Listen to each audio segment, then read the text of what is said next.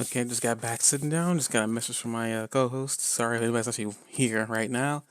I'm gonna play another song. Okay, he just told me he's here. So again, a minute.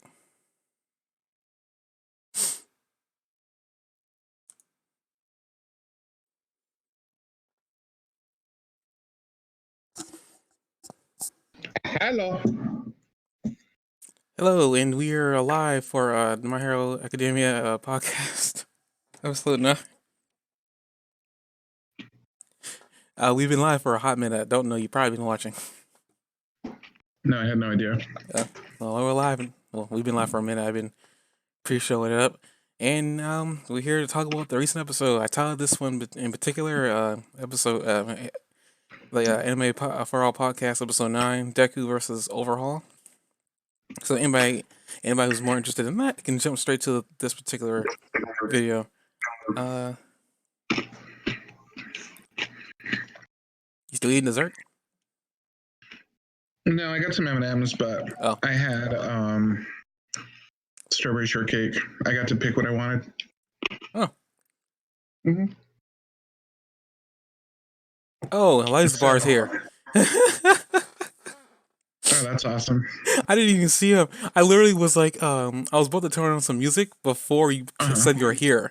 So I was going to say, I was going to throw another song. So I was going to throw another song in there, and then I pop up here. I wonder if everybody's actually here, because we're notorious for having nobody here.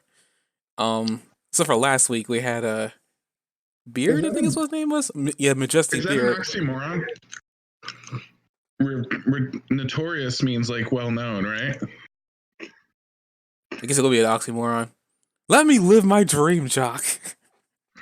I'm so sorry. Yeah, there's 10,000 people listening right now. You never know. Maybe in some alternate reality, just like 10,000 people watching. Mm-hmm. Yeah. Okay, let's cut to like the Did he just get that Chewbacca he wanted for his birthday? No, man, nobody's gonna know what that is. I apologize. This is such an inside joke. I'm not even gonna explain it. Unfortunately, only the people that were there that night will understand what that means. I had to cancel it or postpone it for the podcast. Oh, now he's gonna blame me that he didn't get his Chewbacca. I see how it is. Mm-hmm. That's right. He's gonna blame me for that. It was your fault. I can call Jesse and have her agree that I was gonna get one. Isn't she asleep? Well, she is now. She walked off after. She said, "Would you like to chew Jocko with me?" And I said, "Actually, I've got this My Hero Academia podcast where I don't want to let down this 10,000 viewers." That's a shame. This better be the best podcast ever. Dang it. And she said more than 10,000 people would watch us if you got the Chewbacca. And I was like, you know. That's all on you and your webcam. I have nothing to do with that. That's all on you at this point. But let's cut to the chase. Let's cut to the nitty gritty. Let's get to this fight. Well, no, let's not get to it just yet, because we got like one thing leading up to that fight, and it is the little bit of a skirmish. Which, yes, you're right, a little bit of a skirmish that happened a little bit earlier before. Hold it. A little bit of a skirmish we had that happened before, and Frothy happened to be the main proprietor of it all and managed to slam. Granted, it was with Uraraka's help. She slammed a big man into concrete pavement. Actually, with the help of the dragon girl too. I think she was like on him when she was dragging her. It was like a Louisiana smash. Dragging her. She's a dragon. Oh my god. She was a dragon. Robbie was dragging her. I just realized that. Don't blame me. I didn't set that one up on purpose. That was not on purpose. I know you don't believe me, but that was not on purpose. That was pretty rough. But yeah, there's a little bit of skirmish. We see the bullet dude, because last episode we saw that apparently he was like slammed through the pavement, and we wonder how that happened. We figured there was a fight going on. Apparently, find out in this episode, the very beginning, that they had wrapped it up pretty well. And then we get some really interesting information about at least I find it curious that his wording is that the booster finally kicked in. So I can only imagine that means he must have taken it at some point and it took this long for it to activate. But I don't know, like that's kind of weird that apparently the booster drug took however long it took to activate. It seemed a little bit like convenient. Well, this is anime. Of course, it's convenient. No, I just mean the timing of it because like apparently it took them the time of 10 like 4 or 5 fights to get this guy. Like they ran all the way down, met all these different encounters, did all these different things that spanned like 4 episodes, and meanwhile on the surface, those two fought somebody that apparently turned out not to be that hard. And then, you know what I mean? Even though he wasn't that hard, like it took as long as like several major battles. And then that period of several major battles was the time it took him to need that ability. But like, whose energy did he even steal before that? The life force. He was probably still in the life force because they were talking about he was still in the life force as they were fighting him beforehand. At least that's what the dragon chick said that he was doing. Apparently, he wasn't needing to touch people. It must have not been very much life force because even when he's jacked up, he didn't steal enough to keep them on the ground.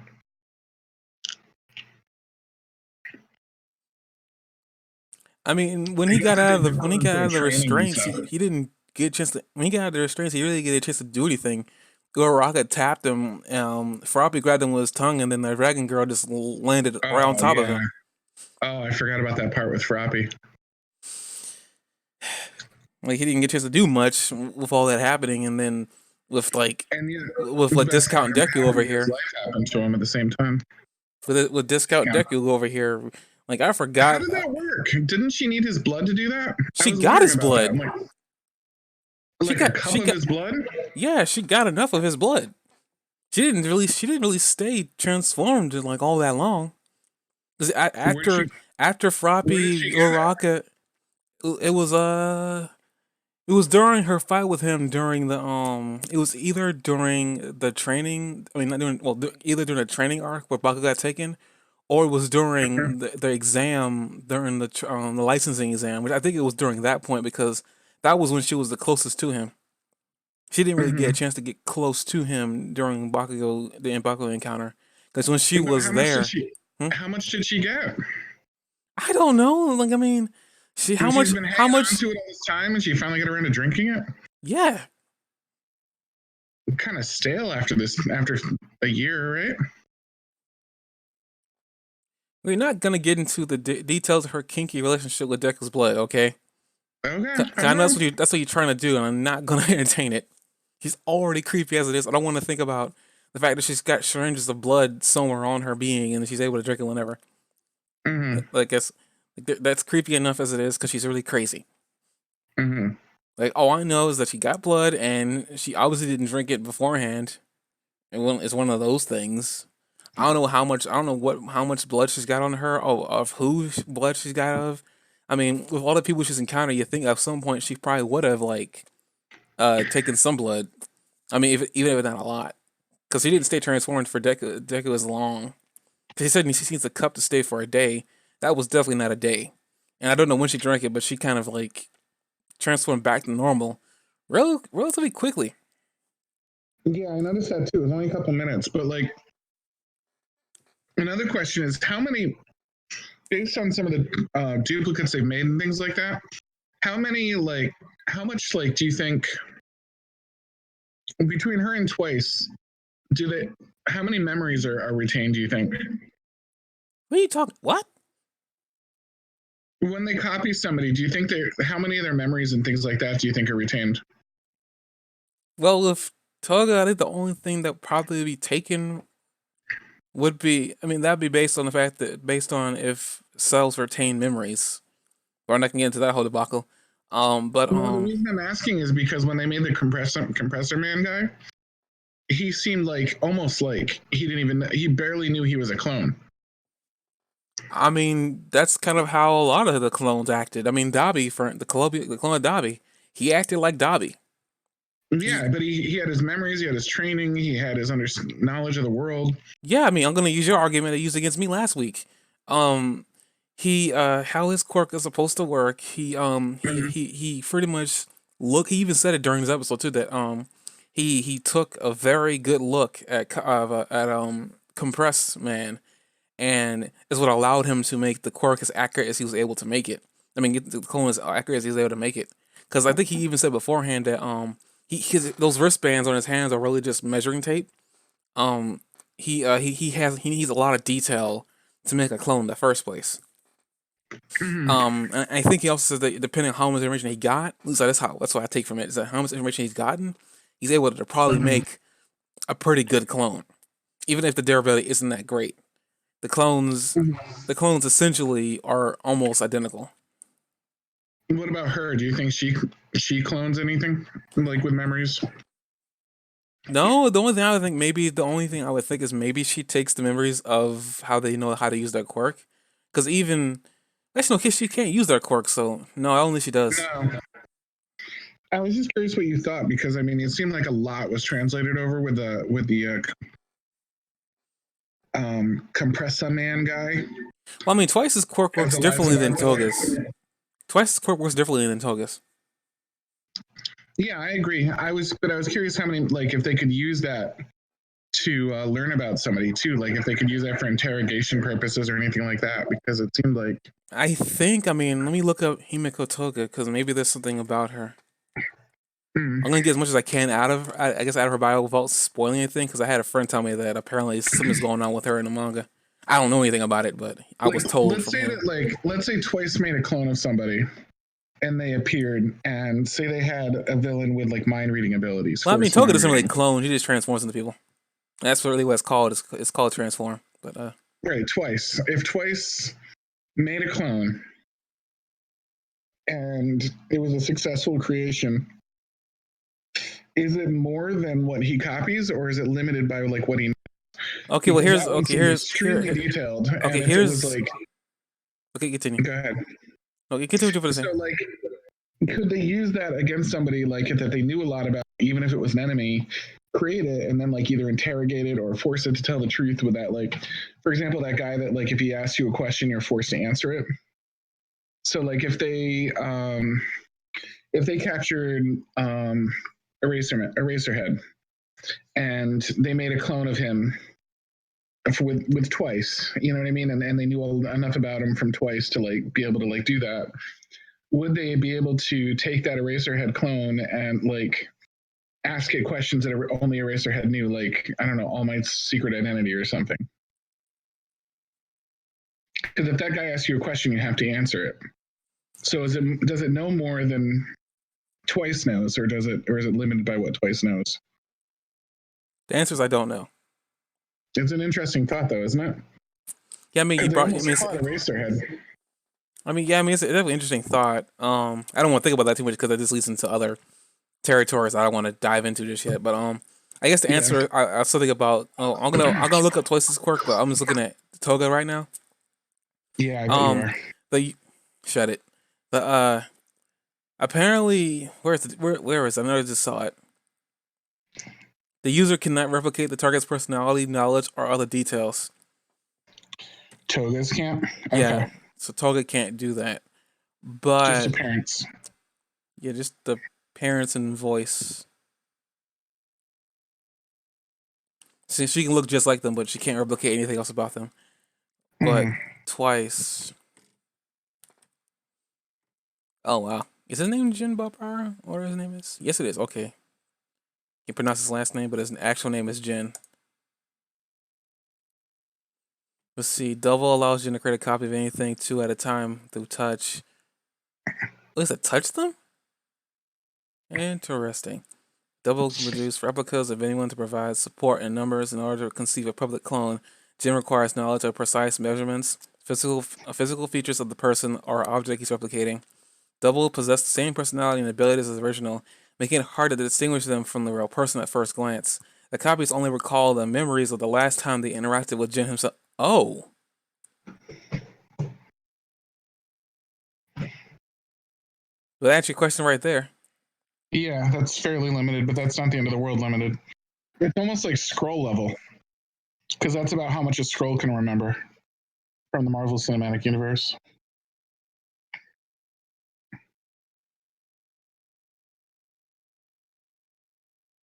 That's interesting. But that brings an interesting point about what they mean by last time they interacted with Jin. Does that mean the clone could come back to Jin and interact with him and remember more, or? I guess if he's trying to clone a clone, but there's no need for that.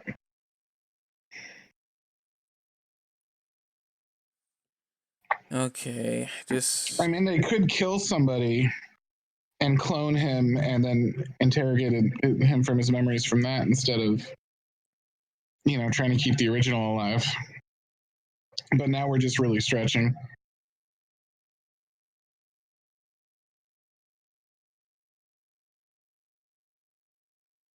okay. I didn't understand the fragility of his clones until I just read this. How fragile? Pretty Um, fragile. okay, copies are less durable and powerful than the real thing, dissolving into a viscous liquid, receiving enough damage, and a second copy is apparently even more fragile.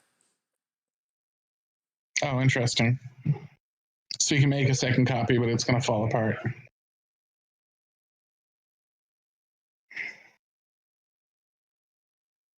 Huh. Interesting.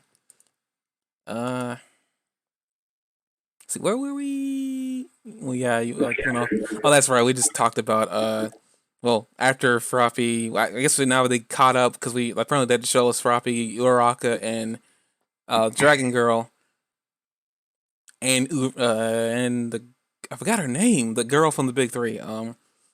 Coming through the floor. Except that girl stayed above ground, didn't she? Yeah. So it was just Gravity Froppy and then Dragon Girl coming through the floor with the Dragon Guy because fake Deku told her exactly what to do, which I forgot that was gonna happen. I forgot she was even there until when I saw it. I was like, "How did Deku get above ground so fast? Wait a minute, how was he not damaged?" I was like, "Oh, that's freaking Togek." Mm-hmm. I was laughing so hard. I was like, "Dang it, I fell for it again." But Well, at least Uraraka will be able to understand if he says he was tricked in the future. Be like, yeah, I got played too, dude. it's kind of funny that like Toga used Uraraka's appearance against Deku, and then Toga uses Deku's appearance against Uraraka. Mm-hmm. Oh, that's funny. But I guess because we see all that, we get caught up, and essentially all this is happening. Now we're caught up to the Deku versus Chisaki fight. Because after they fall through, we see that Deku is seeing them fall through the ceiling. Chisaki's caught off guard. He ends up as he's trying to get away with Eri, he ends up destroying the ground beneath him and making a pillar to go up to the hole that was made. Deku sees this and says he's not gonna let her go, and he jumps for her. And as he's doing that, he's remembering, I guess everything he's been through with Muriel. He says he's got to save this one girl. And as all this is happening, we see Eri and what she's going through at this point. And she's like looking at everything. She's looking at how Muriel risked his life to save her, and she's going through a lot of emotions apparently, which is I guess they did a good job with showing I guess how she's feeling at the point because they didn't have to. I don't think it was necessary to really show Eri and what she was going through at that point. I mean, I guess some people probably argue no, we need to see that I guess part of her so that we know that at least that's why she jumped for Deku's hand. Because while all this is happening, Chisaki's going through his own little like mental backstory in the background, and we find out that you were kind of right last week about her relationship to the family. I didn't remember that part about her being the granddaughter of the Yakuza boss. That was weird to me. Mm-hmm. I guess it makes more sense about how he had access to her to begin with, but we find out that Eri was the granddaughter of the main boss. Chisaki was tasked to find out what her quirk was because apparently the mother abandoned her after her husband disappeared after being in close proximity to her daughter, and pretty much said that this child is cursed. Yada yada yada. Pretty much, the grandfather takes her in and says that like her quirk is very similar to yours. You're really good at researching, so why don't you go and figure out what's going on here? And he finds out that her quirk is leagues above his. His quirk and hers are not similar at all, at least to a Mm-hmm. certain extent. They're not similar at all, and apparently he finds out that she's capable of rewinding things. More particularly, she's capable of rewinding the state of a human being. That is very dangerous, and actually explains why he's been very possessive of her, because her quirk is very powerful. Mhm. And And it's if you think about it, when she used it on her father and he disappeared, you probably rewound him out of existence, right? that's exactly what happened. Yeah, so He ceased to exist. she can pull a Home Alone on these people.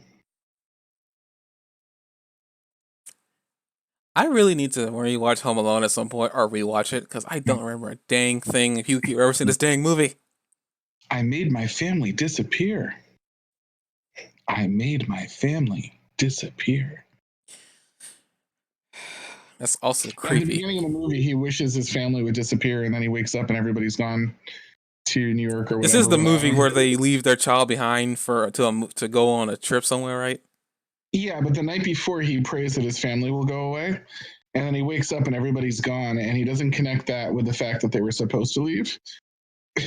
So he wakes up, comes down, and the family of 60 or whatever that hasn't even woken him up with their like morning chaos, Hmm.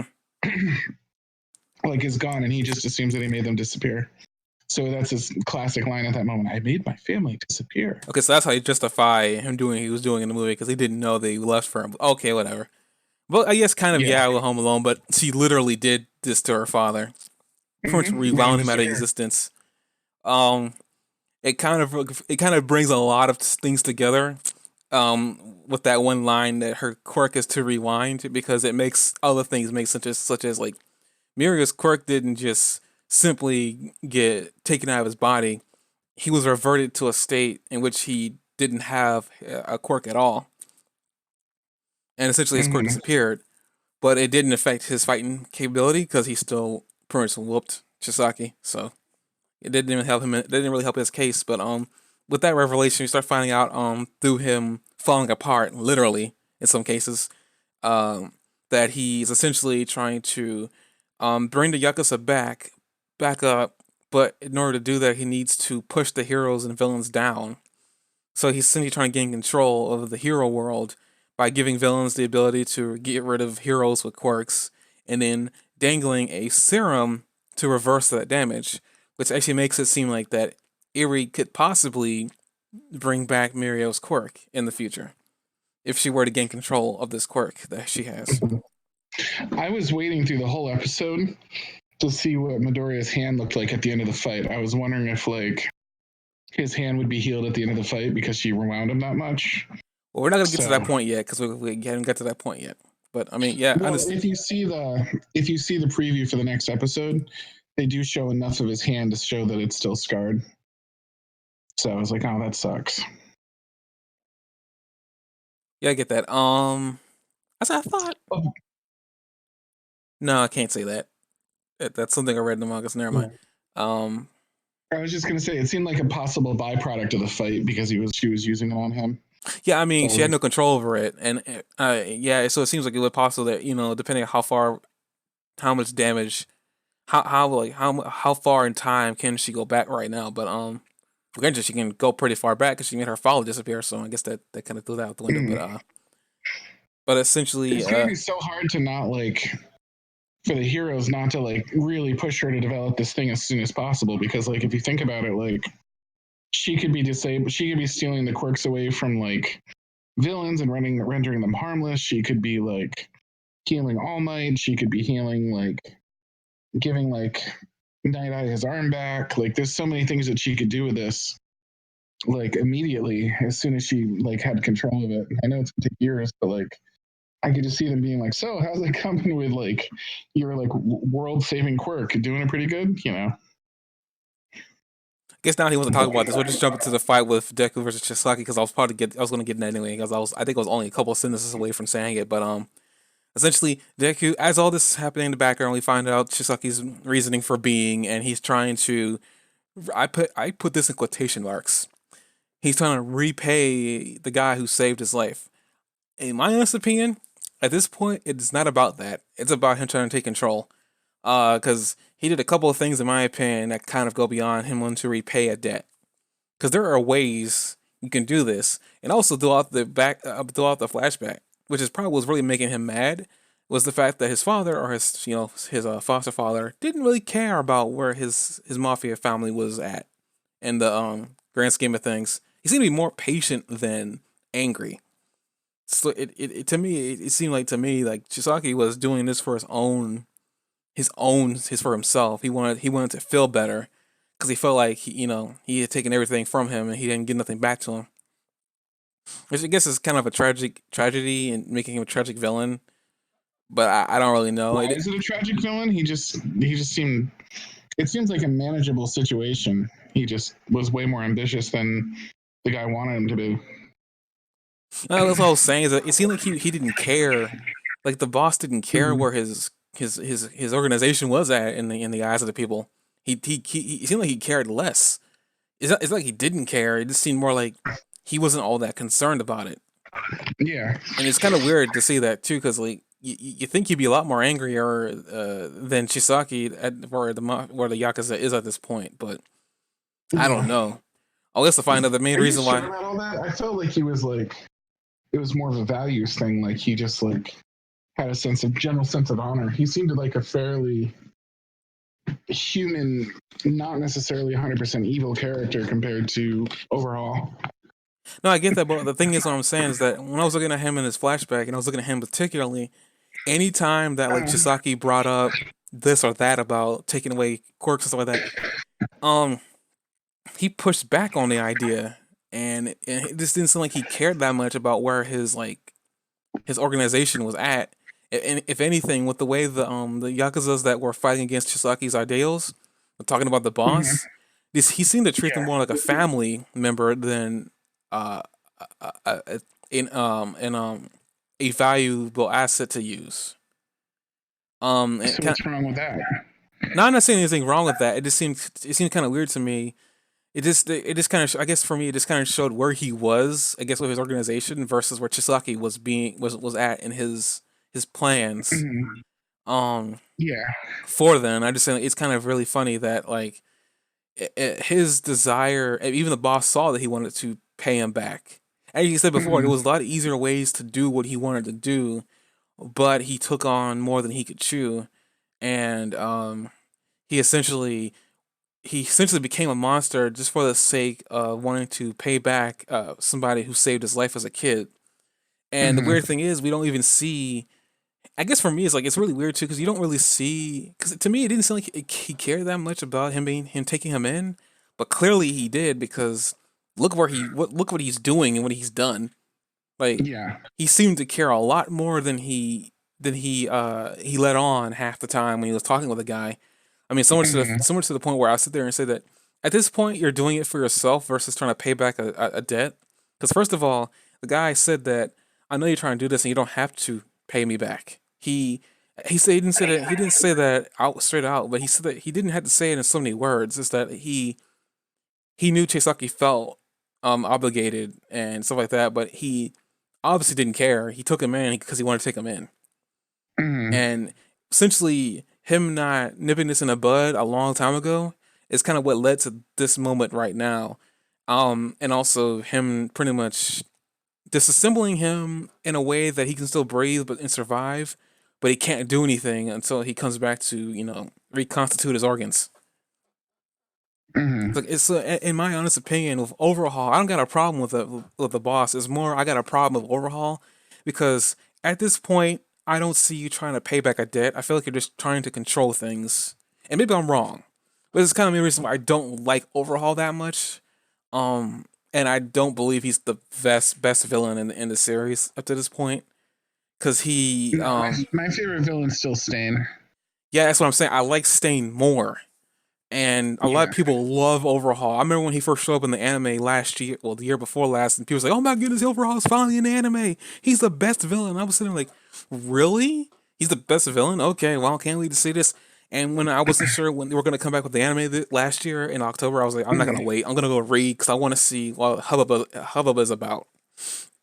Um, Well, I think as far as head villains go, he's my second favorite. he ain't Do you bad. like? Do you like him more than like one for all for one? Based on what? Anything? Do you like? Is there anything about him you like? Where you like all for one more? Um, I mean, based on over one what he's done at this point, what I know about him, 100%. Chisaki kind of Mm-hmm. goes a little bit higher than over one for all, but the problem with the all for one, the only problem with over Mm-hmm. all for one is the fact that we know more about Chisaki than we do him.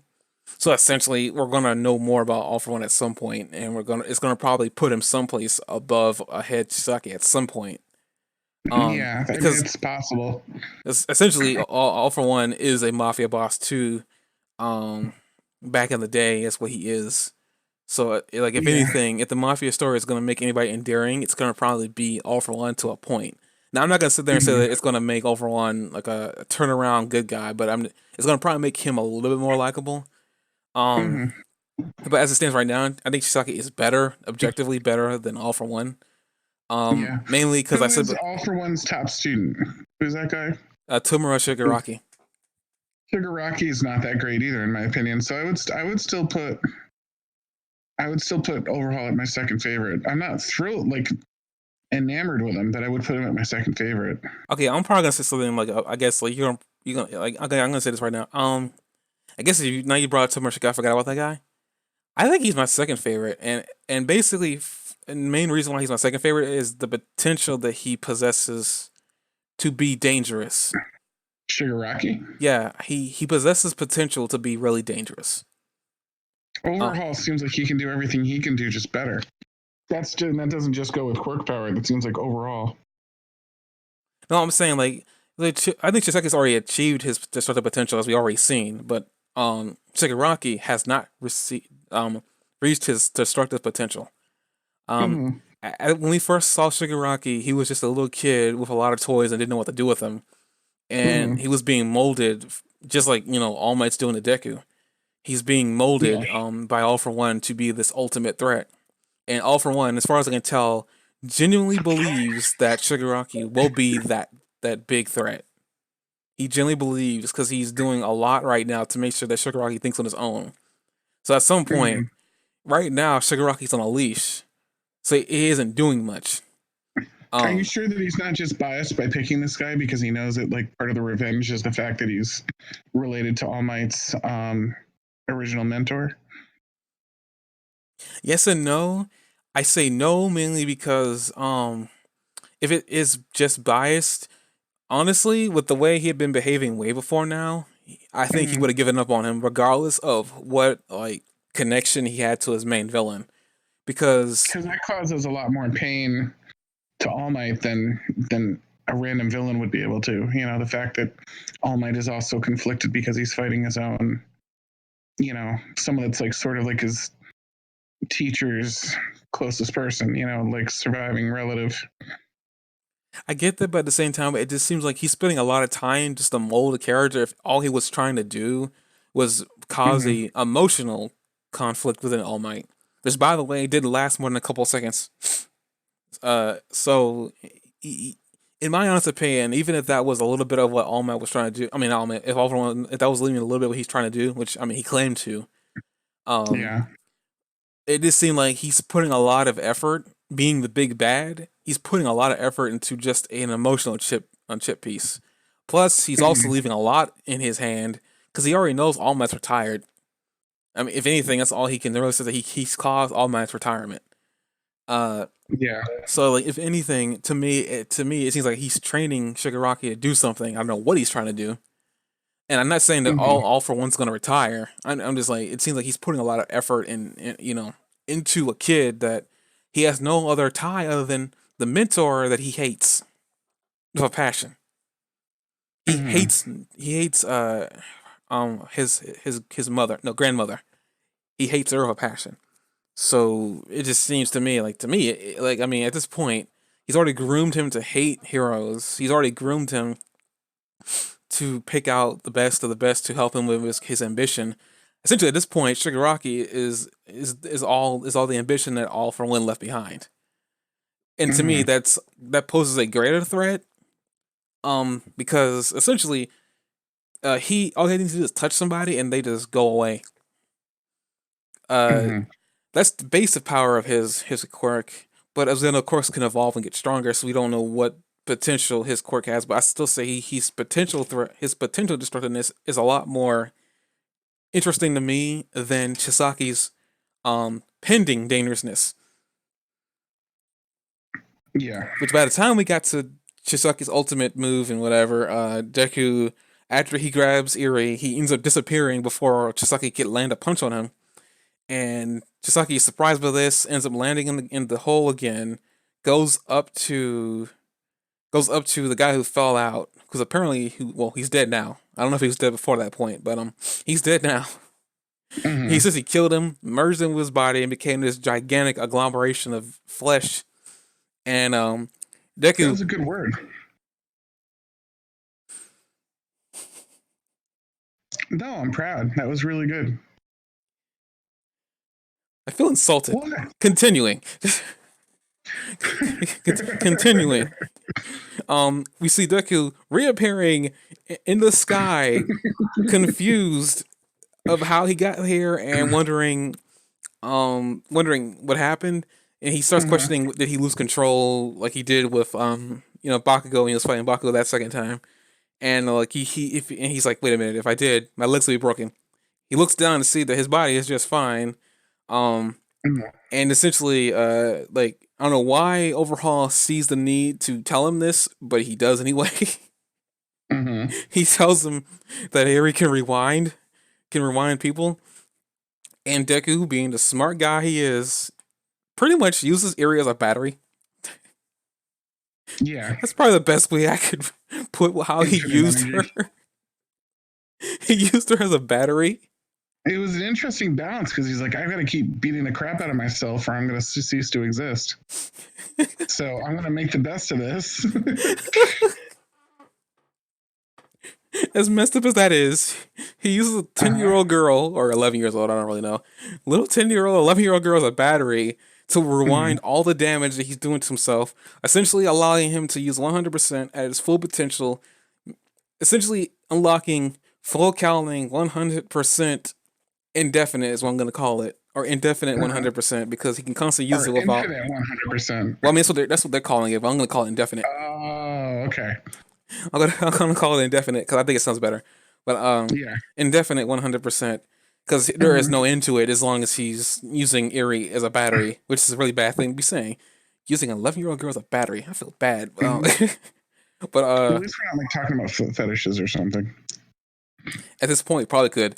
Moving on.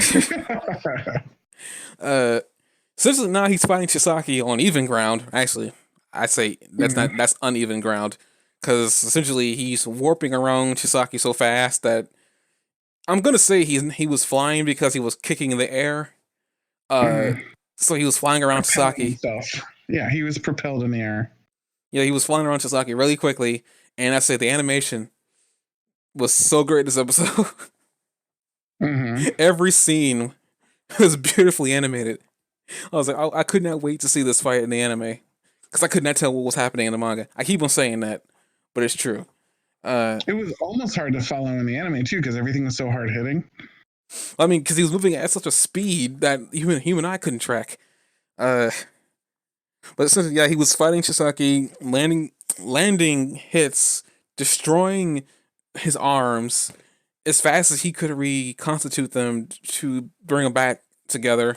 Chisaki Mm-hmm. at this point nothing but that a body and a head because he destroyed his arms and legs to make arms. I did not I did not misspeak. He literally destroyed both his legs and arms just to create four arms. So he was just like he was literally. I don't even know how he was flying. He was basically Count Dooku. Not Dooku, General Grievous. Um, You know, General Grievous, when he gets in a serious mode, he he ends up growing like he ends up running off, like all his arms become legs and he just runs off in spider mode. It's kind of like that. Like he just his arms and legs are interchangeable. I don't know who that is. That just sounds scary. How? General Grievous, you never watched like the Star Wars episode 2 or 3? I probably did as a kid, and I don't remember it. Oh, should check it out sometime. That's disturbing, and also apt because I think the creator of the series is in love with Star Wars. Uh, Mm-hmm. but essentially this fight's happening, and like there's this one scene as he's about to finish, Chisaki and land him in the ground. He's like, like I need to save this one girl. How can I be the hero I want to become? And essentially, I know it was just I guess, an image thing, but then again, I don't know how much of an animation thing that was. We saw like I Mm-hmm. want to say like 10 fists like flying at like Chisaki, and it's just Was like that just like anime hyperbole, or was that like really happening? I think what was happening was that he was punching so fast that he was leaving after Mm-hmm. images behind, because we see the light in Dragon Ball Z. They leave after images behind because they're just moving so fast. That's the only thing I would think. Because honestly, his Super Saiyan form, which is what I'm gonna call that, I don't Mm-hmm. think that's how he looks. I think that's just the anime doing it. I don't really know. Because even the lightning thing is still a huge contention for debate in the community. Is like Deku really manifesting lightning around himself.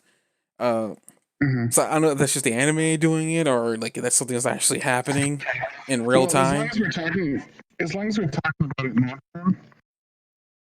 did you feel like the fight against this guy at the end was very like Zamasu like at the end of the Dragon Ball Super series? Wait, this fight with him and Shisake and with Goku, Vegeta, and Samasu? Yeah, remember when Zamasu merges with himself and becomes like that monstrous form, but he's still partially immortal, so he can still kind of regenerate, but there's like this mutated, monstrous, warped form of himself because he fused with himself. Do you think that inspired this fight scene at all? Um, Because he uses sort of the fusion technique, but it creates a warped version of himself. But he's also, because of his power, he's also sort of immortal, and can repair his body like a lot. But his body that he can repair is also really grotesque. It reminded me a lot of Zamasu. I don't know because I don't know when My Hero Academia came out. I don't know Mm-hmm. when this arc even started to even for even a few Zamasu to even like influence something. I'm not saying Mm-hmm. that it couldn't be, because a lot of mangas creators do get influenced by other manga creators, and a lot of Mm-hmm. new gen stories do get influenced by Dragon Ball Z. Some of them get influenced by Naruto or One Piece.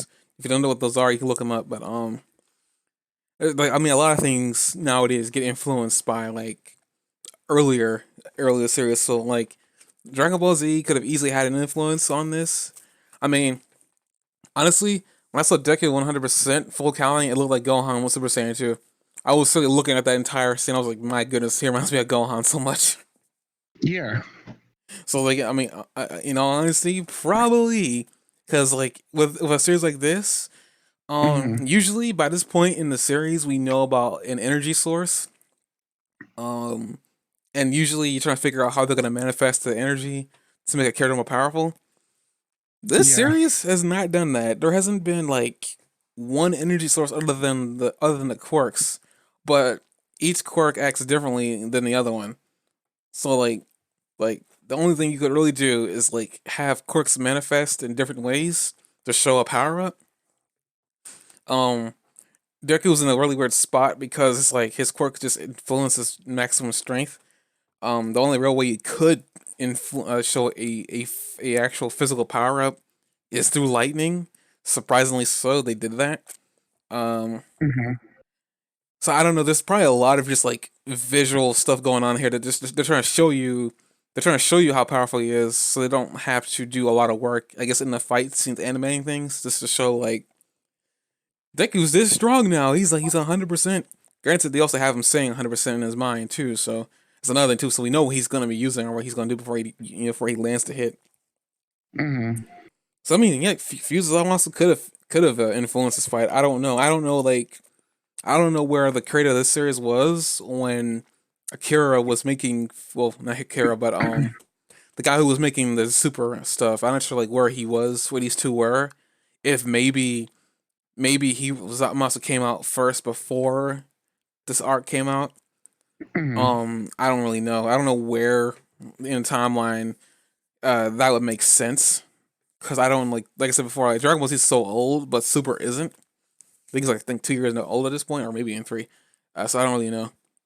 I couldn't really tell you if it was influenced. I mean, maybe. I mean, a lot of people are making the fusion statement like you just did, like the fusion thing. So I don't know. Maybe. I just know that he likes Star Wars because he just laid straight out so many references.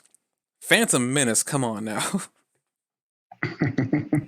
I'm sorry, as cool as that was definitely a Star Wars like that was a blatant Star Wars reference.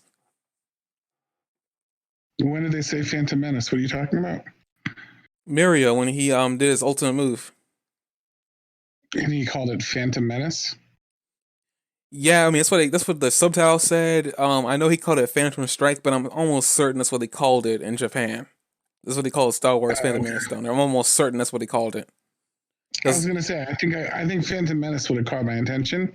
It was probably Phantom Strike or something like that. But that was a Star Wars reference. Yeah, So I'm it almost certain definitely. that's what they called it in Japan was Phantom Strike. But that was Phantom Menace. But like I said before, like he's done a lot of like he's named places after planets in Star Wars, so clearly he's a fan of Star Wars. Apparently Akira's a fan of Star Wars too, but the only thing in Dragon Ball Z that I would think that would be reminiscent of that are the planets.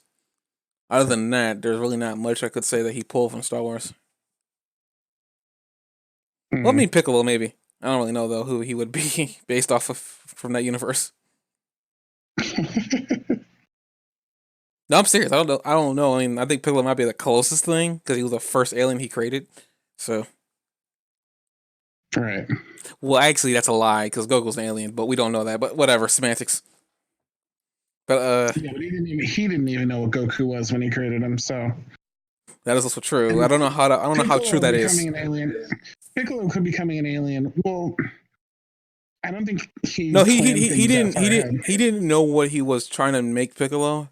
He initially wanted Piccolo to be a demon, but he changed his mind during the process. Yeah. So Piccolo became a slug man. Unfortunately, you laugh, but you know that's true. No, it's not true. Like they're based off of slugs. It's literally what the antenna are. They're slug antenna. You're lying. I'm not lying. You're lying. No, that is actual. Came from the horse's mouth. That is what Akira said. Namekian means slug in Japanese. No, he's God. He's Kami. Namekian means slug in Japanese. I think. But Kami means God. Yeah, but Kami is also Namekian. So you're saying the god of slugs? The god on that earth is a slug. Yes. So he's like that. Never mind, you won't get that reference. He's like that little caterpillar thing at the end of the Captain Marvel movie, but you probably haven't seen that.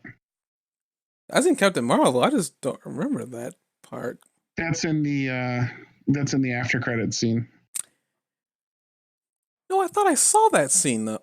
Maybe I didn't. Yeah, little caterpillar dude that's supposedly some godlike ancient creature. I guess yeah, you want to make that reference, but like, yeah, he's that's essentially what Piccolo is. He's a slug man. That's why they call him. That's why they say slug man. The Dragon Ball Z Abridged are poking fun at it. So is Froppy inspired by Piccolo? That's for you to deal with, not me. A green frog woman, a green slug man.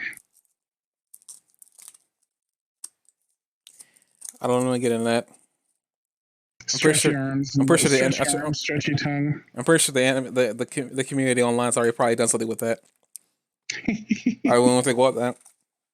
Roll I'll have to 34. Google Piccolo and Froppy later, Oh dear God. just to see the comparisons. I don't know. I mean, all I know about Froppy is that Froppy was meant to be a guy, but then he said that there weren't enough female characters in 1A, so he turned a couple of them into females, and Froppy was one of them. Yeah. It's all about Froppy. But yeah, that's pretty much it. He pretty much lays Chisaki into the ground. We see he's bleeding from one side of his face, so he's out. He's out cold. And I'm happy and vindicated they didn't change anything because I was so mad that was a freaking clone. Because that would have irritated me. But also throughout the fight, we'll see that Deku's landing all these hits and he's getting and apparently Ares Quick is able to like keep up with the damage he's doing to himself, which is kind of cool, I guess, in a way. But I also find it kind of disappointing that like this is the only time Deku will be able to use 100% of his power for the time so far. For the time being. You also know that All Might was capable of using more than 100% of his power. Well, did he say this in the anime or? He says like times 1,000,000% or something like that. What, All Might? Yeah, when he's fighting a Nomu at one point, he has a shot like times like. He said he has to go beyond his current. That's what he said. He doesn't give a number. He says 1,000,000% or some ridiculous number at one point. No, I mean Deku says 1,000,000%, but according to the creator of the series, this is actually what he stated, that he wasn't using a 1,000,000%. He was using more like 1,000. He just said 1,000,000% to hype himself up. Well, even 1,000% means that Deku could potentially, if he was able to do that, be 10 times stronger than he is now. No, I'm just saying, without hurting himself, like it's the only time he'll be able to use like 100% of his power. Yeah, but what I'm saying is, even now, even at that, he's still only 10% of what All Might was able to do with that one shot. So All Might can go over 100%. So even now, we're still not seeing the full power of Deku.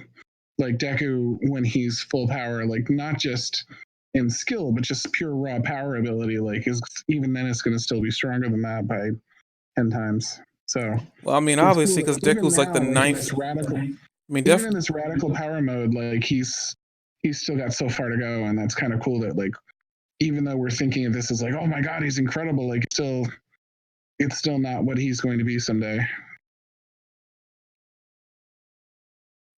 I mean, I don't know. It depends on how much power he's able to pull out of. Because I still don't even know if like you can go over 100%. Because I mean, during the Numu fight, what Deku said that All Might was doing, every hit he was landing was 100% of his power. I don't know what that really means, really. Because another thing too, I don't know if I should be saying this, but the problems Deku was having with All for One was something that he would like All Might never had. But then again, I mean, I think Grand Turner said that like All Might had the body going from him, which I still don't know what that means. Because I'm still curious, like what's so different about Deku than All Might? Like that's a question that I still have because I mean, unfortunately, we don't have the knowledge of the previous 8 users. Yeah, 8 users of All for One, like of the quirk. So I don't know like first of all, we don't even know those other 8 guys had quirks or not. And if they did, what did the One for All do to their quirk? When they got it. Second, we don't know if Nana Shimura had a quirk or not, because there's no information about her online anywhere. But I guess it's not surprising. There's like so many things I don't. I mean, granted, yeah, Deku's probably not gonna use 100%, truly 100% of his power until like he's like in his prime and his body can take the strain of 100% of all One for All at all times. But I mean, it was really cool that he was able to do this. He figured that he could do this as long as Eri was holding on to him.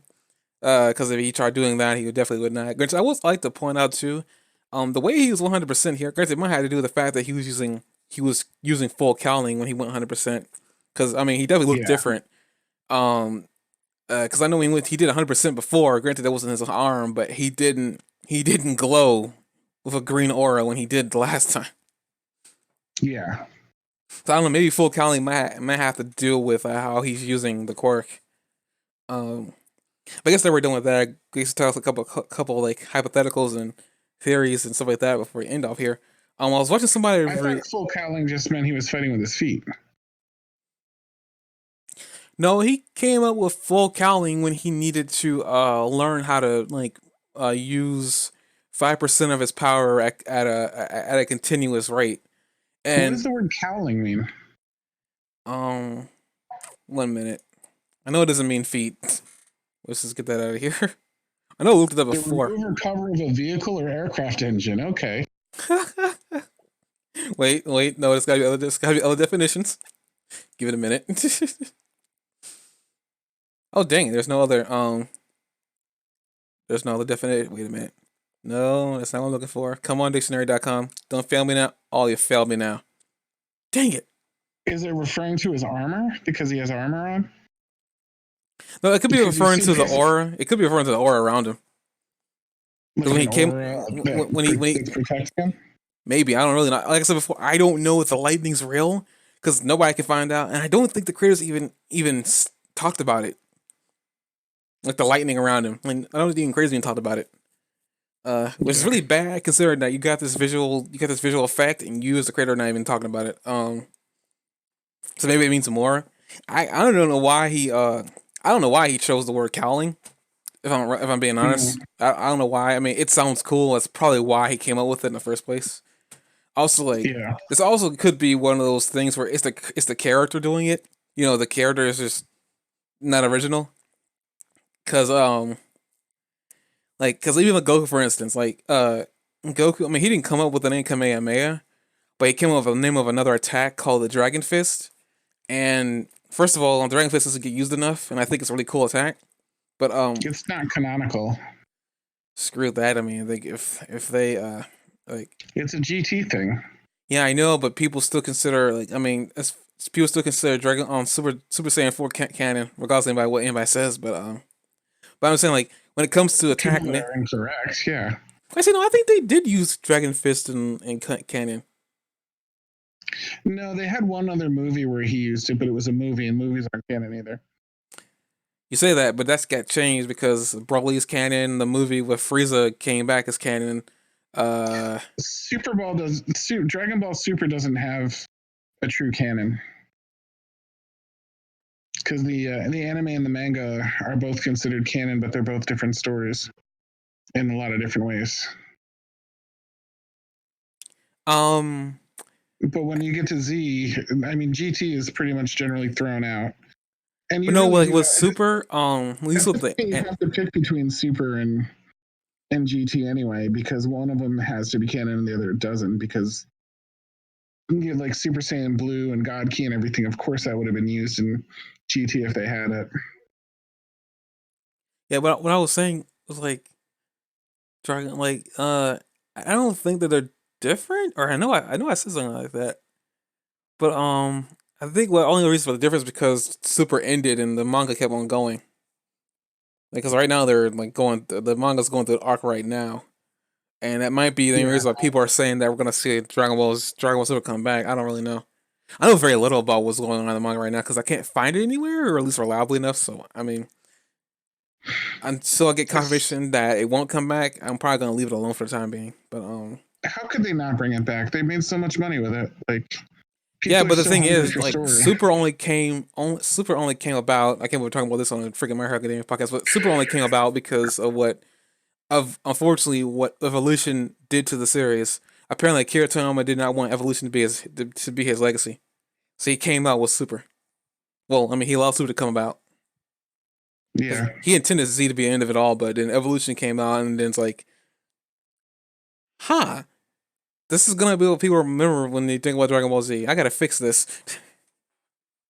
Right. So I But mean, now he's got all these different things that they can do. Like he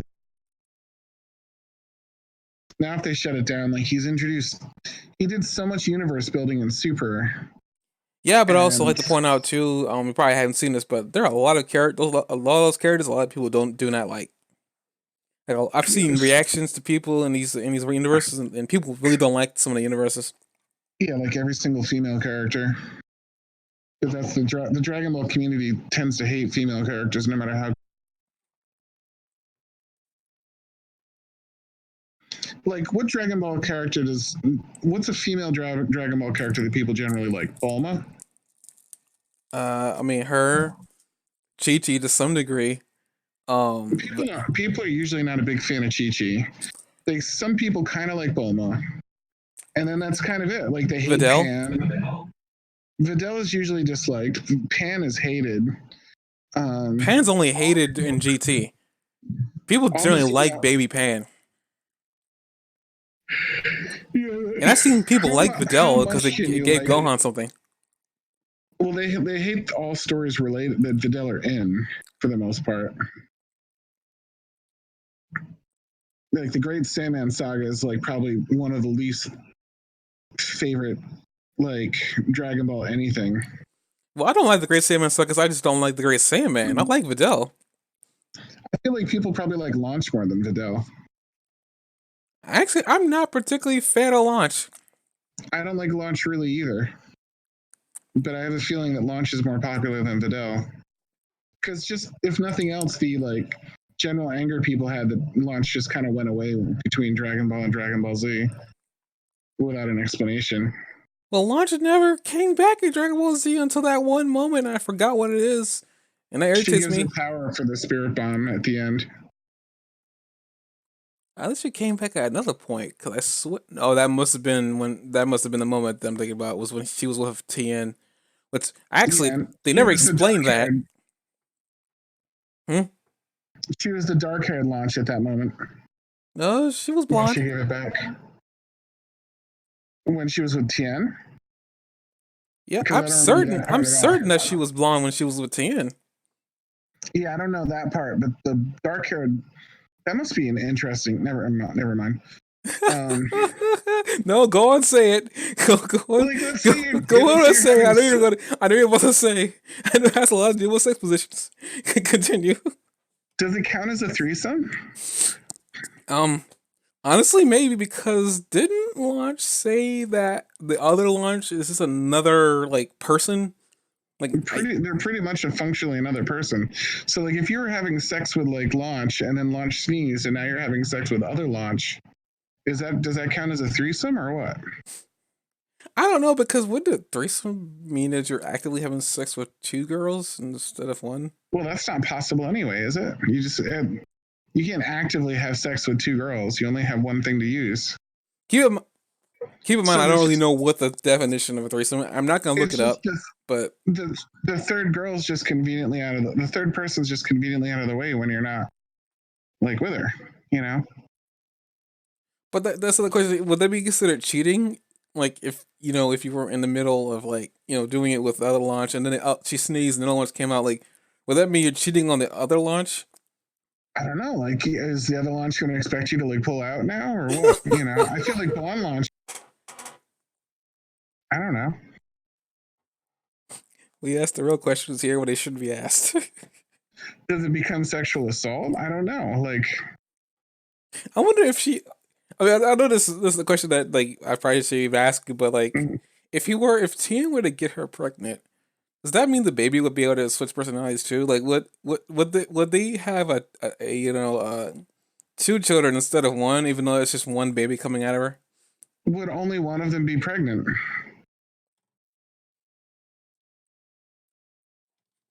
With clever knife work or enough perseverance, you can have two girls at the same time. Oh my god! Did he just say he can split the girl in half? Wow. Okay, moving on. I don't know No, where I I'm just saying, was. like, one of them could be pregnant, and the other one couldn't, and then that raises all sorts of questions about term. Like, if she's like, say, she's 50-50 split, like throughout the whole thing, does that mean that like does that mean it's like a 18-month pregnancy because like she's only out half the time, and does the pregnancy only continue when she's out? If it doesn't continue when she's out, what happens to the baby when she's not out? I would assume that it would happen like if one of them was only pregnant at one time, that would be the way it worked. Like they have different haircuts, for example, so you know that their hair doesn't like just change color, it actually change and it's actually a different person. No, their hair remains the same. It's always long. Is it the exact same length though? Yeah, I don't think it ever changes length. No. The only thing that changes about her is her eye color, her attitude, and her hair color.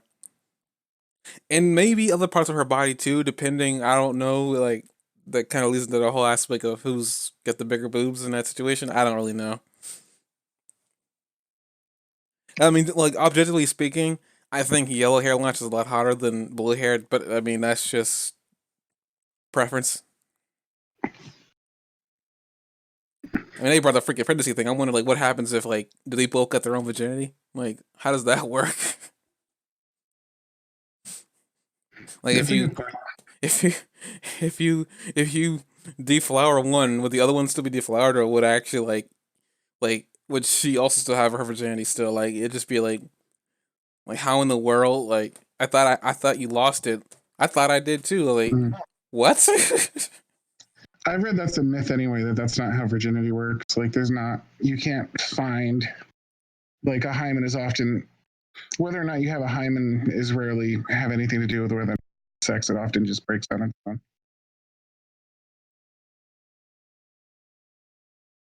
If Re- that's what you're talking about. Returning to the subject at hand, if we can. I don't know how much longer we You're can the go. one that brought that up. I know I did. I regret every minute of it. I mean, blame Velocipede. He's still talking about splitting a girl in half, literally. I gotta be still here. Uh, um, where was I? Dang it! I really don't. Oh, I guess like hypotheticals about like I guess we can I was watching a couple like married YouTubers who were like reacting to this, and When she sneezes and you're at the other person, are you now officially going in dry? I don't think that's how that works. I don't know though. There's so many questions. Yeah, I think we're just gonna leave those questions to never be asked. Uh, I think we're I think we're done with the subject until something else Are brings you it back sure? up again. But Unless Eliza brings it back up, then we can switch back over. oh dear, now you're just tempting him now. But I guess I was watching like one of the people reacting brought up that the whole how like Aries quirk, like because you Mm-hmm. said like it'd be interesting like maybe they could rewind it on All Might. She brought up an interesting point that maybe she could rewind All Might back to before he got injured. But they also brought up like what I wonder like would that rewind All Might back to his quirk working? Would that mean that Deku and All Might could have the same quirk at the same time? Because actually, for a time, Deku and All Might did have the same quirk, but his quirk was just diminishing. Yeah, that's a good point. So theoretically, this is a way to duplicate one for all. I guess, but like, I mean, her quirk just works on time, right? So like, All Might was gonna lose his quirk anyway, even if she were Yeah. to rewind him back in time. But does that mean that he'd just be on a whole new renewed clock? But this time he'd just probably be a lot more sparing with it because he knows that if he uses too much of it, he'll just lose it again. I guess like Um, how did he didn't know he was losing his quirk? He wasn't. Once he gave it to Deku, he knew he was losing it, but before that, he just wasn't physically strong enough to use it. but what I'm saying is that Theoretically, she could revert. She could rewind him to before his damage.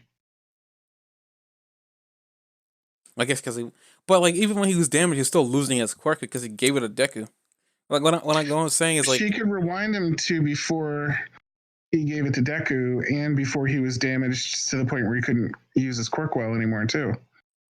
okay, I guess with that logic, but like would that affect Deku? Well, Like it's a quirk. It's not magic. It's a quirk. So by universe laws, it should be a way to duplicate the quirk. I guess like on side I don't understand 100% her quirk. I just know that she's capable of rewinding things. And I guess another Mm-hmm. question too is like also these people brought up an interesting point too is that like what if because like they said that they got the boosting drug out of Eri too, right? Uh-huh.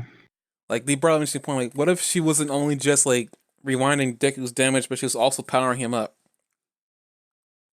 What if the lightning was just like, what if like that lightning out of his eyes and him glowing was that's just an effect of Eri boosting his power without her knowing it?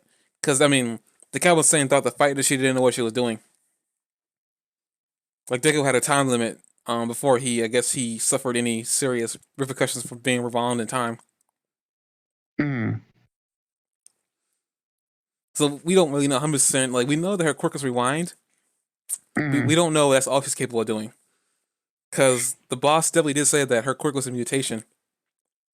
Because her quirk didn't resemble anything from her mother or father. That's a good point. But it could also just be something that has more use, like rewind could be part of it, but it looks like the ability to accelerate quirks makes me think that it can also fast forward.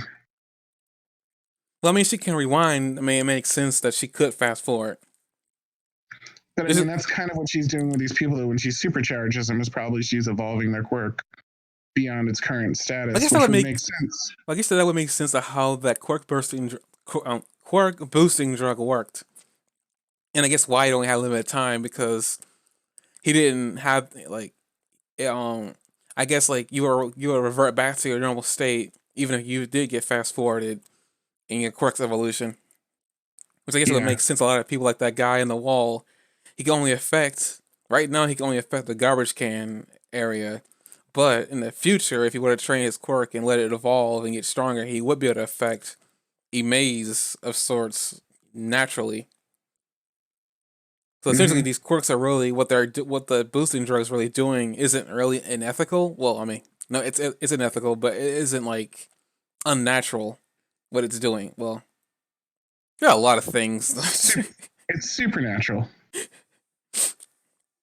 I guess natural in a way. I mean, you're just kind of inducing it by force. But essentially, what these people are doing with their quirk, well, when it gets boosted, is kind of just the natural state of that quirk at whatever percentile it's at when you boost it.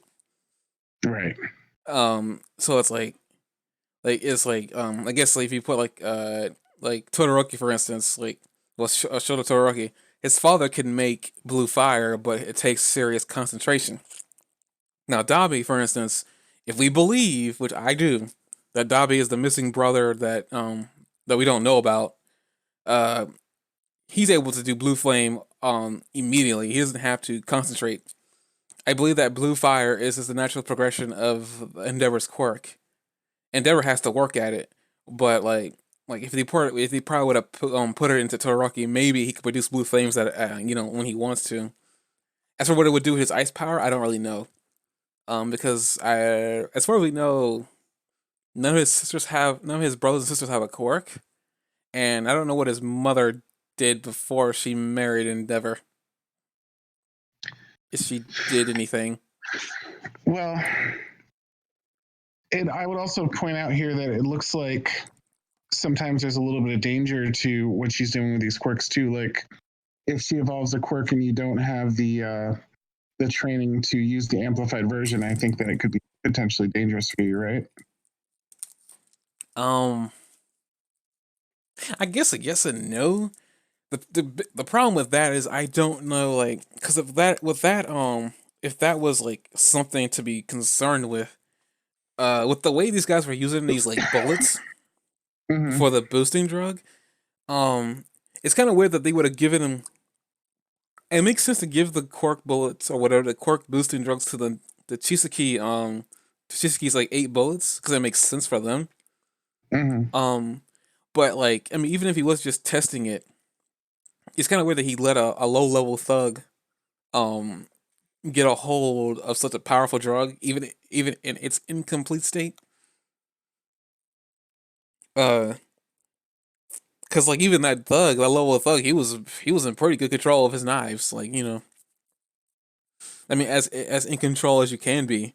I don't know if like that knife coming out of his eye was intentional, but I mean it was there, and so I don't know like if you know how to use your quirk, and then when that power boost comes in, do you are you able to compensate for the extra power. Which like, I think then again, actually, I think that thug definitely did say that he wasn't like I guess he wasn't compensating for the power boost he got. So I guess maybe that's just Mm-hmm. like maybe how versatile you are with your own quirk.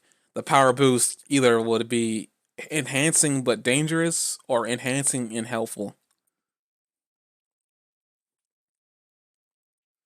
Yeah, I think so.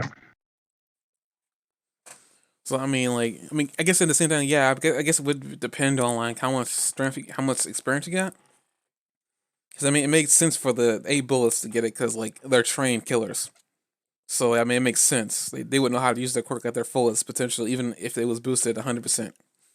Yeah, Deku in day one using his quirk like this right now might have just made him blow up. I'm sorry. I was imagining that during the during the first exam with the robots. He's like, "Okay, I got this drug. All right, one for." New Jersey splat. Okay, that's horrible. I'm sorry, but it's like, well, that kid died. He didn't. he All didn't. Might warned him about that. He's like, you've got to work yourself up to it, or like when you use it, your body is gonna fly apart. So Well, I mean, no, he didn't. He didn't say work up to it. He just said be aware that there'll be some side effects for speeding up the training of your body that you needed to get this power. He didn't tell him to like that was one thing that I think All Might should have said. But then again, yeah, All Might said that when he got it, immediately. Well, actually, did he say that? I feel like I'm spoiling something if I say this. But do you care? I guess of this part. I don't want to be spoiled. Okay, because I'm like, yeah. We just say that we have to assume that All Might didn't have any problems outright with his quirk because he never mentioned it, and like because he's known for a while Deku's had issues with his quirk, but he's never said that it's all right, kid. I blew up my arm when I first did this. Don't worry. Like he didn't say none of that. It was almost like he didn't have a problem. Like he was capable of. But like I said before, we keep going back to like, um, They said that everybody that inherits the quirk like has a different manifestation of it, though. That it's different for everybody that had it. So they said that they said the one for all was different for everybody. yeah, they said it's like slightly different, like not completely different, but it has different. It has a variant for everybody that has it. Okay, well that just this is kind of makes a crackpot theory I've had for a long time even more like viable here. I'm Okay. pretty sure you already know what is crackpot theory, but the theory is that Deku had a quirk, but it was taken away from him at a very young age, and he didn't know it. But he simply didn't have the extra bone that's supposed to make him have a quirk. That's bullshit. I'm sorry. You're saying that's a lie. Yes, I don't believe that, and the main reason why I don't believe it is because that is so specific. And I mean, that is very. I don't believe that doctor. I just don't. Because Okay. he says, you can believe him if you want, but I don't believe that doctor. I really don't.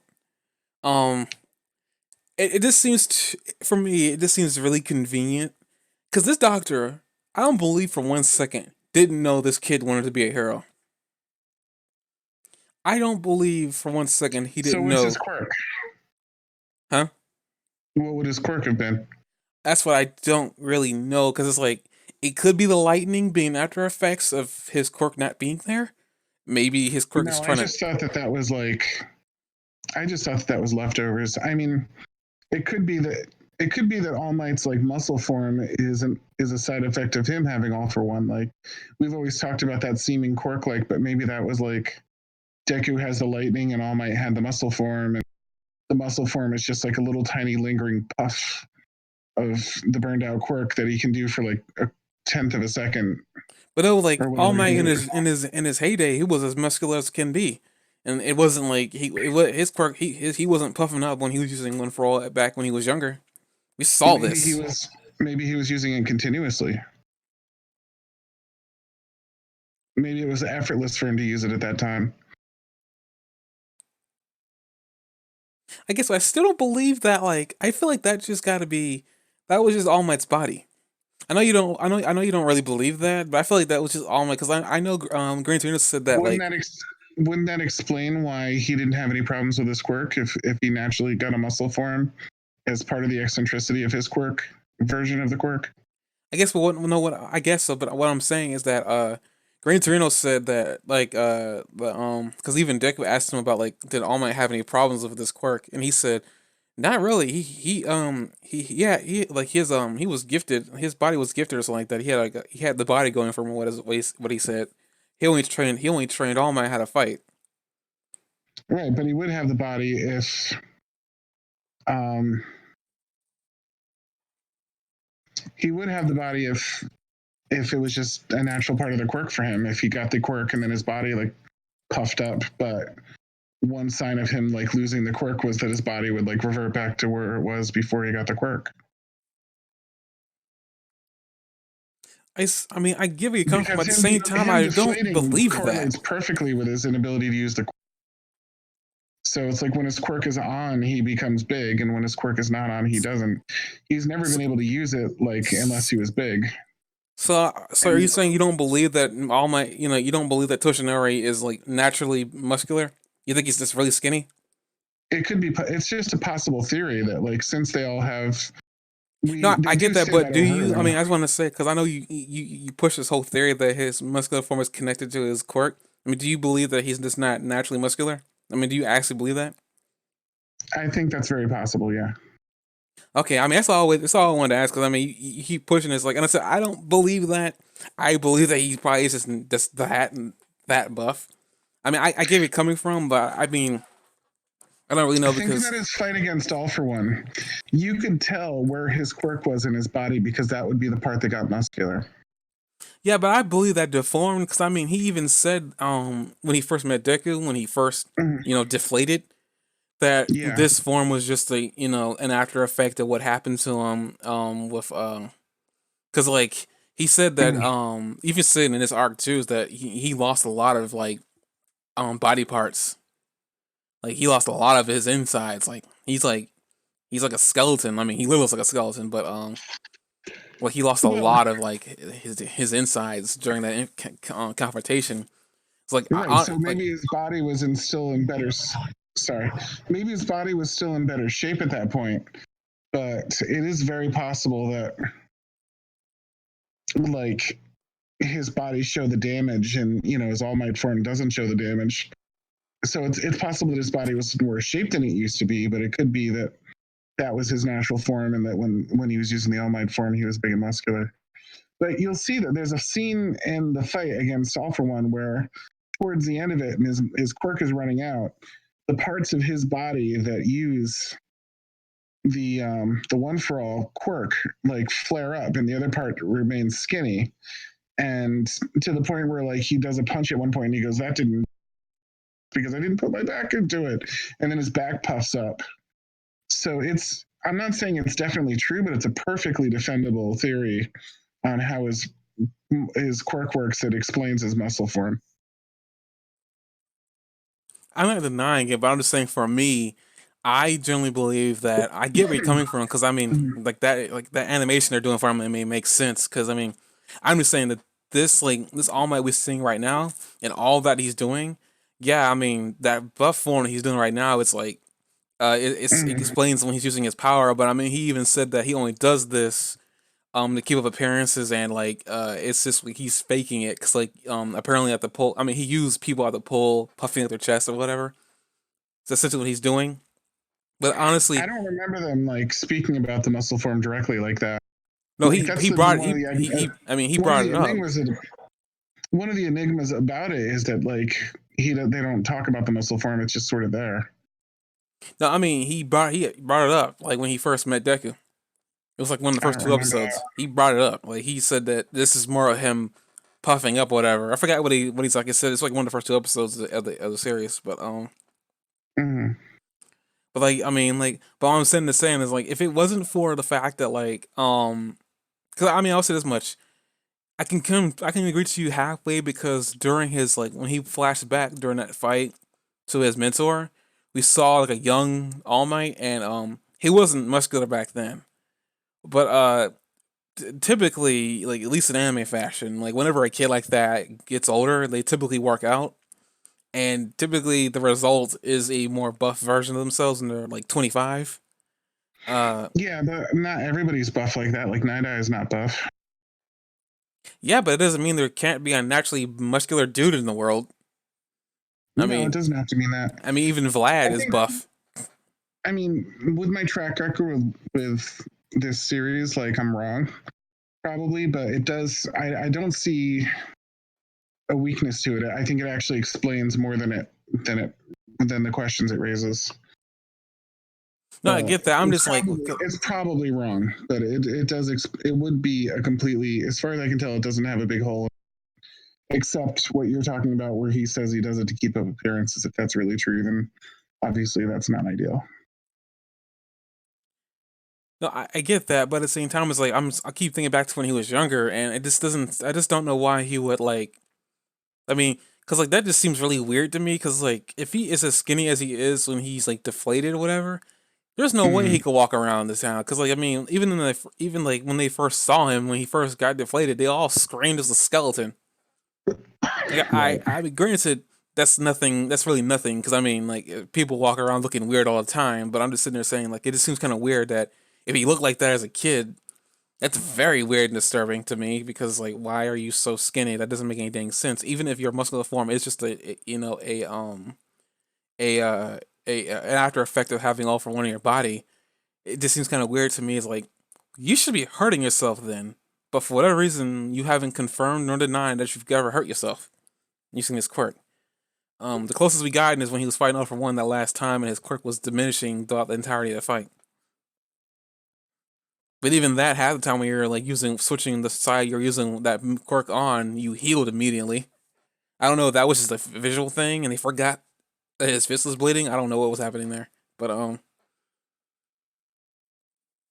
like I genuinely believe that I think he's just naturally muscular. Maybe he isn't that buff. Maybe he's a little bit like smaller. But I kind of refuse to believe that he was he was skinny.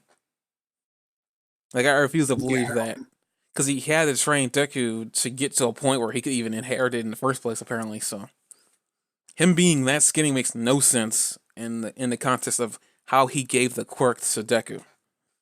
it doesn't, except that he could just honestly have been trashed in his base form from from all the injuries he took.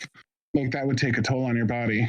So I mean, that would be after the fact, but what I'm saying is like before All Might got the quirk, he shouldn't be yeah, that skinny because if now I don't know how maybe he got the quirk differently. I don't really know because he definitely did say that you could get DNA from the previous user in different ways. Um, yeah. take that as you will, but Or maybe the quirk just reacts to your DNA differently. lost somebody want to talk about DNA. Okay, Yeah. I really lost somebody. We're at two viewers and then one viewer disappeared. Okay, I think that's a sign, but all I'm really saying is like I haven't like nothing's convinced me yet like he was really that skinny. Cause like I said before, even thinking about that and thinking about that now, it's like it doesn't make any sense if I'm using how he gave Deku the quirk and Yeah. the training that he put Deku through just to inherit it in the first place. He should not be that skinny. Cause like if that was the case, he definitely did say that it could also blow you up if you were to not be ready for the quirk. I mean, he definitely did say you blow up your limbs when you try using it, so that doesn't make any sense either. Like, why would he tell Deku this other than maybe to scare him or like I don't know. I mean, we already established that All Might isn't like 100% truthful with Deku all the time. Deku has to ask him for information, most of the time. Yeah. But to me, like from we know, is like he should not be that skinny. Now, I mean, Gran Torino definitely did say that he had the body for it, but I don't know what that means. Like that's very vague. In the grand scheme of things, like Gran Torino is very vague. Uh, but yeah, I don't really know. I mean, there's definitely a case for him being skinny. But I still trying to find. I find it hard. Like, okay, well, if he didn't get his quirk that way, how did he get the quirk? Because Nana Shimuro definitely didn't have it when she died. I don't think. Or she had like a spark of it left over from after giving it away or something. Yeah. So like, I mean, I don't really know. Like, I mean, yeah, there's a presence for it. But I'm also saying there's also gonna be a presence for like All Might just being, I guess, naturally buff. Uh, now he doesn't have to be, but I feel like he just like it seems kind of weird that like I understand where you're coming from. Where it's like he's like when he's using the quirk, he's usually buff. When he's not, he's deflated, but he's only really deflated like by himself half the time. I mean, now he's 100% deflated all the time. But when he had it still, he was only ever deflated when he was by himself or with Nezzer with that with that healing girl, recovery girl, with Principal Nezu and somebody else. He was deflated with somebody else, or were those the only two who's ever deflated around? Oh yeah, and that police dude. Oh right. But he was Did he ever deflate around the principal? I thought he did around him too. Yeah, Or as I it was say, implied. Principal Nezu, who's deflated around him. Yeah. I thought you said the police dude. I thought there was a No, yeah, policeman. there was. I said police dude. I said too. what I said was that recovery girl, Principal Nezu, and then the police guy. He was deflated around. Those are the three people he was deflated around. I thought there was one other one, but I can't think of it. Other than Deku, It I was don't someone like think you wouldn't so. expect. Yeah, like I thought it was someone you wouldn't have expected. Like someone that seemed kind of random, but I can't remember well enough to be sure. Actually, Cementos. Yeah, that's what I mean. Like some like sort of like off the wall kind of. Well, the thing was, I don't know how. I know he prevented people from seeing All Might, so he had to know that All Might wasn't like he wasn't looking like himself. Yeah. But he ever said that he? I think he said two other people only knew about his quirk, his condition. Maybe he lied. Rescue spaceship looking dude knew too, but maybe I'm wrong.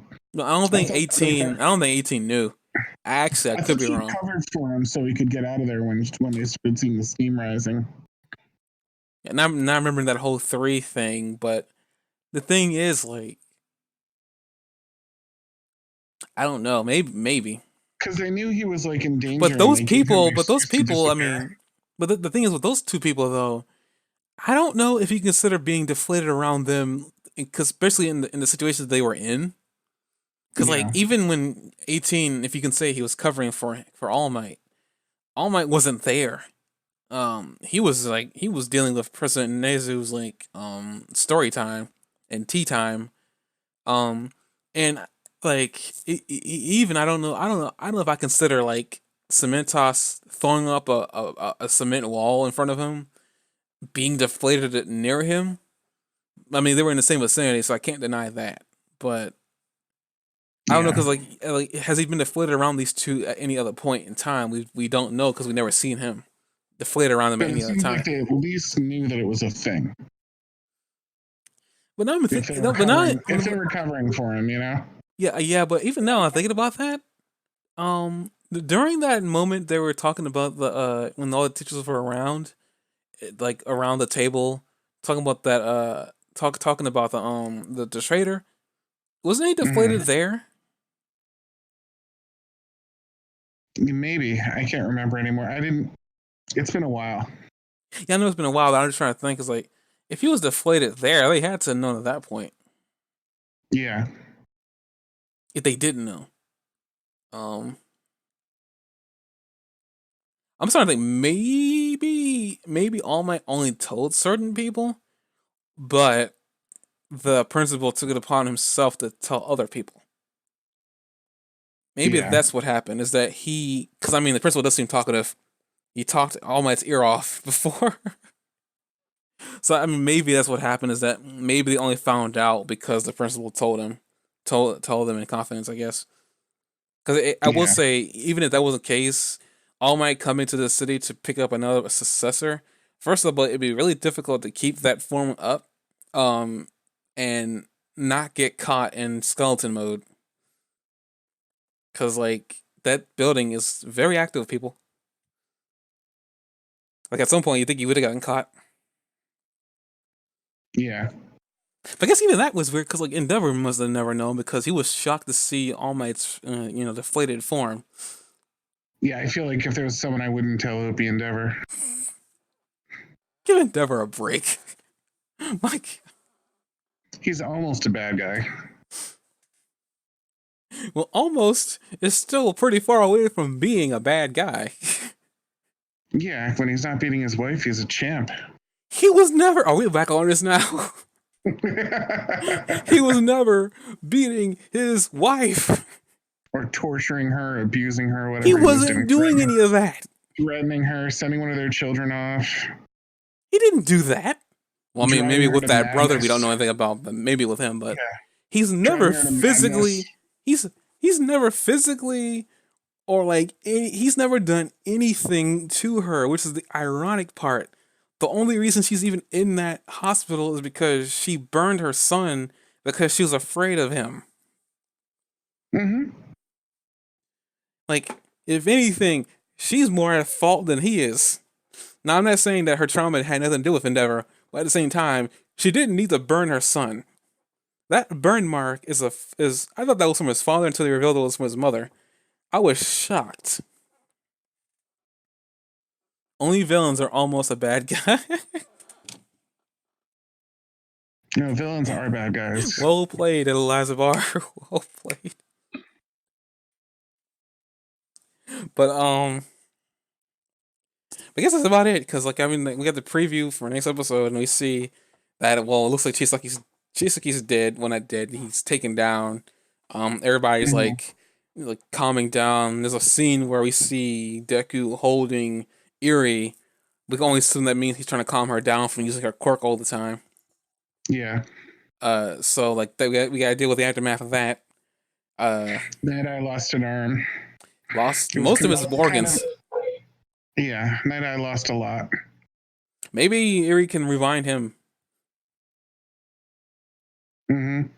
It's interesting when you think of it as being rewinding because Night Eye seems really happy. They have a little flicker at the end of the episode when Night Eye like realizes maybe my futures can be like redone. It's because Night Eye is like, I'm sorry, it's because Aries quirk like kind of like plays against it. Well, So I think he was more happy to see that everything didn't play out. Yeah, granted, Eri was a major force of why Deku didn't die, because he was able to. I thought he was thinking because like it's been a curse to him that he's seen people's like future and it seems inevitable, but here's someone that can rewind it. So think about her ability with his like No, I don't think that was what he he was sees happy a about. future and he sees a future and it's been proven many times he sees as inevitable.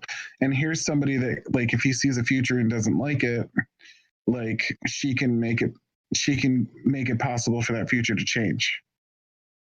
No, I don't think that. I don't think that was why he was smiling.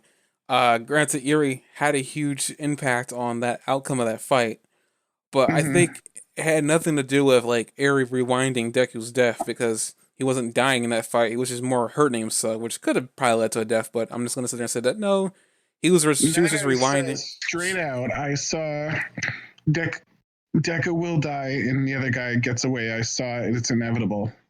And he warns Deku, and Deku is like, well, I will twist fate. And he runs out there and fights him anyway. He tries to tell him, like, look, you're gonna die. And he goes, well, I'm gonna twist fate. I'm gonna twist fate and make this happen. And he does. And But he's kind of surprised because that's the first time it's ever happened. And it's happened because Ares like quirk overrides his future seeing, and it's really literal too because when you get a view of how he views the future, it's a reel. It's like he's watching a reel of a yeah, movie but I film. don't think And Eri's quirk is rewinding a fate because that's not what that quirk was doing. It was just rewinding any potential damage Deku was receiving from using his quirk at 100% full throttle. right, but that's something I think that was capable of changing the course of the future because you That's, can now rewind time in a sort of way. I'm not denying that she didn't have like a huge like impact on that fight's outcome. Yeah, But I don't like for her, I don't time doesn't see necessarily go forward. I mean I just didn't see it as like she was rewinding Deku's death. Like all she was doing was like preventing Deku from potentially killing himself and like Mm-hmm. in a confrontation. Because another thing too, I mean I think he said that he was holding on to Eri as he was about to die. Which is weird because I don't. That's really weird that he saw that, but I guess he didn't see. Well, actually, he only used it on Deku. He didn't use it on the girl. I wonder what would have What? happened if he actually used his sight on the girl. I don't No, know. no, because like he said that he saw Deku holding on to Eri as he was trying to get away, and he ends up getting brutally murdered. Right. That's probably the future that would have happened before Eri. For Eri, what now? That's probably the future that would have happened if Eri hadn't rewound it. But I don't think she's rewinding a future. What's she rewinding then? She was rewinding all the damage Deku was doing to himself. But she can also rewind you to an evolutionary state before where you were and stuff like that. It's very possible that the foundation of her thing has something to do with time. I We mean, don't know yeah, there's exactly how it time because I works yet. mean, like she's rewinding every minute that he damages himself. I don't know. This one felt like more than a theory to me. This one was how I interpreted it, where like some of the other stuff I've said in this and previous episodes. Now, I get it's how you is interpret it, but more like, I don't into- think that's the interpretation that I think we're supposed to take from it. I can definitely see where you're coming from, but at the same time, it's like I don't think that's what she's doing because that just means that she's literally one. That literally makes her god. Like you want to talk about overpoweredness? My goodness, this little girl's only 10 years old and she's capable of changing the fate of the world at this point. or at least one person at a time. She's still affecting the fabric of time, and that's really what's happening here. Yeah, but I mean, it's You complain consistent about with things that you happen. complain about Overhaul. That's what you didn't complain about this chick. Well, this chick is like a whole series is built around her being overpowered. Like this whole thing wouldn't have much of a plot if she wasn't as overpowered as she seems to be.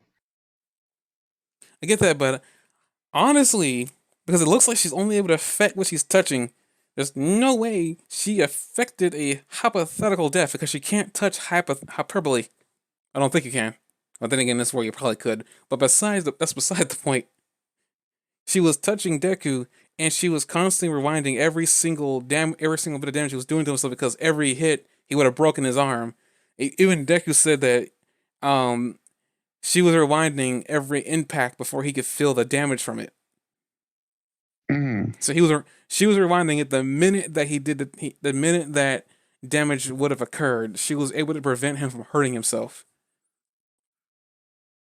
which is kind of why I said he was using her as a battery because she was capable of doing this indefinitely, and he could constantly be fighting without hurting himself. Granted, on the opposite side of that spectrum, I think he might receive reciprocal damage from it when she's off of him, because we definitely did see he was in pain after she let go of him. Yeah. So he probably will still receive some damage from this fight. That's probably not the damage he would have gotten if it wasn't for Eri.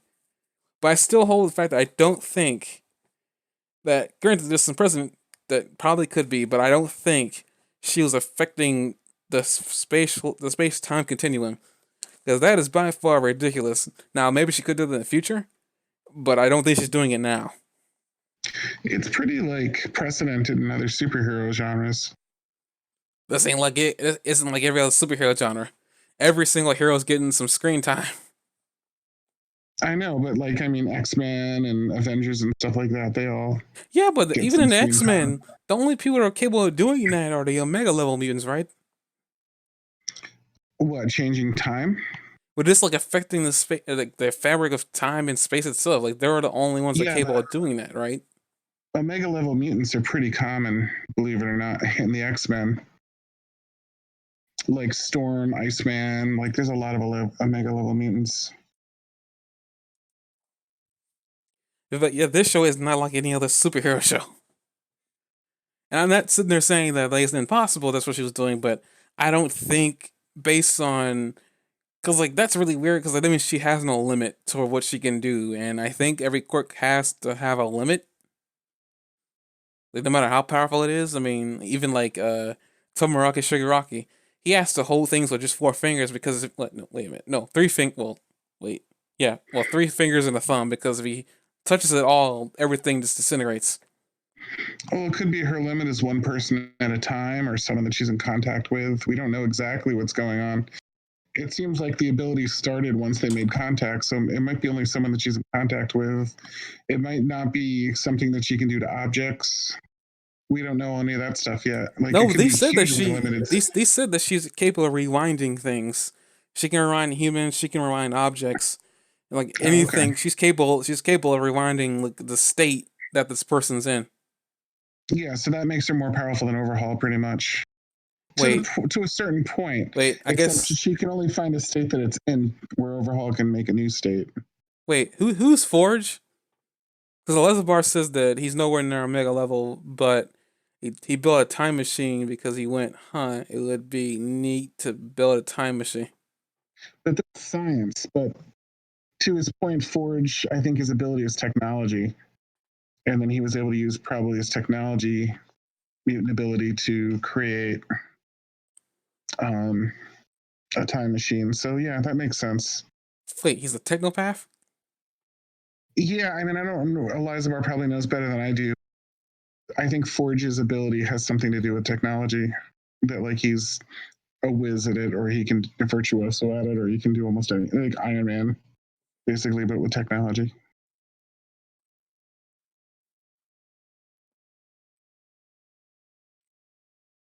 I guess what I'm saying is because I know I read the manga at this point and they described it there and they described it here. Like it still seems like it was meant to say that at this point, Eri is just capable of rewinding the state of something. She isn't like capable of affecting something like on that level.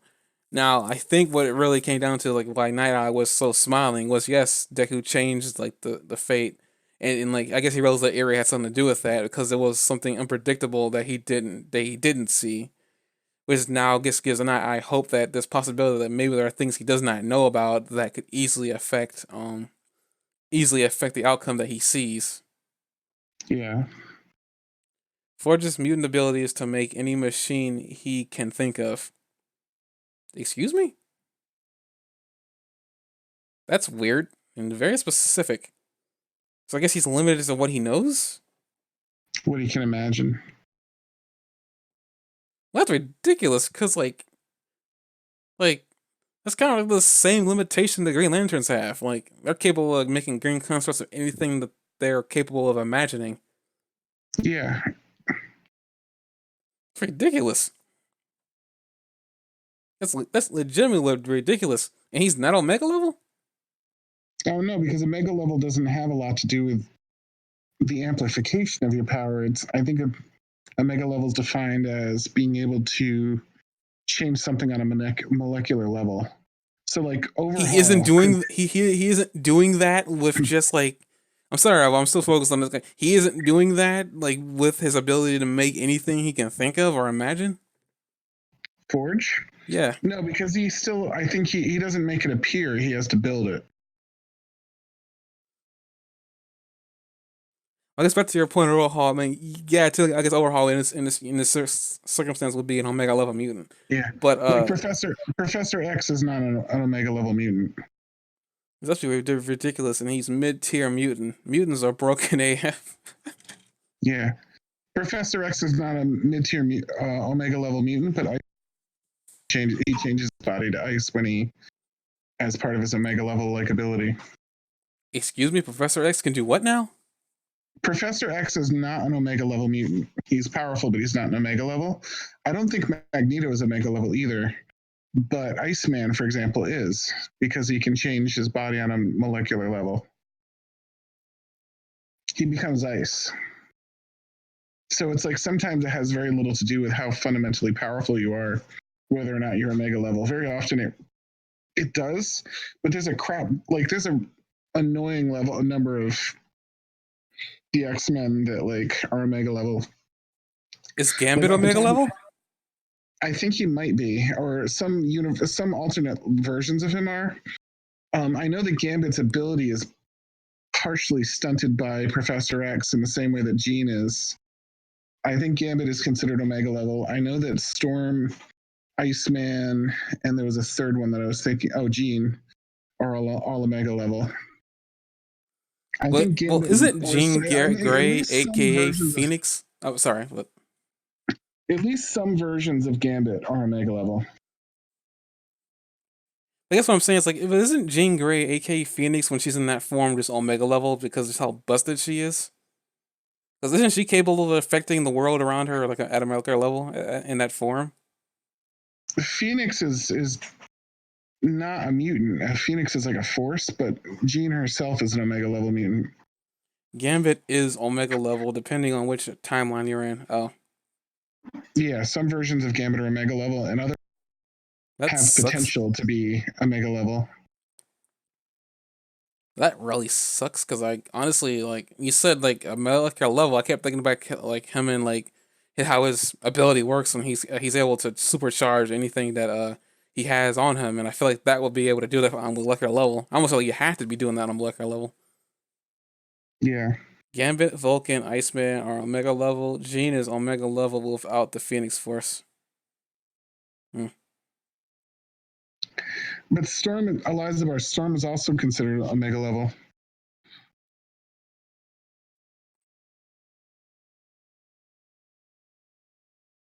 Maybe he doesn't consider Omega level. I don't know. Sentinel, according to Wikipedia,